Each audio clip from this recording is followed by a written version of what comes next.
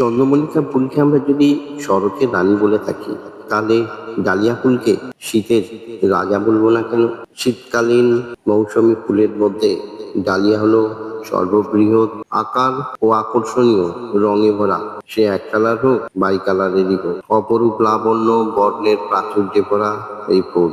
Dahlia গাছ লাগানো থেকে ফুল আসা পর্যন্ত 60 থেকে 70 দিনের মতো সময় লাগে। আপনি শীতকালের কোন সময় ফুল পেতে চান, সেই অনুযায়ী দিন গুনে চারা বসিয়ে দিন। ডালিয়া গাছের কাণ্ডে বেশি পরিমাণ জল থাকে বলে অতি সহজে নষ্ট হয়ে যায়। এই গাছ দোআঁশ বা বেলে মাটিতে ভালো হয়। জৈব সারে ডালিয়া গাছ ভালো হয়।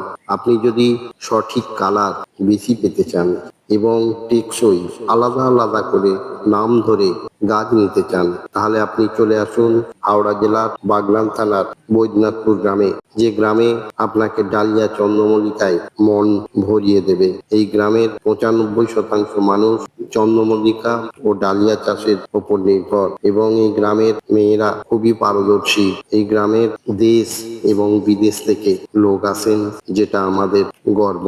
আপনারা যদি ফোন করে আসেন 6294062730।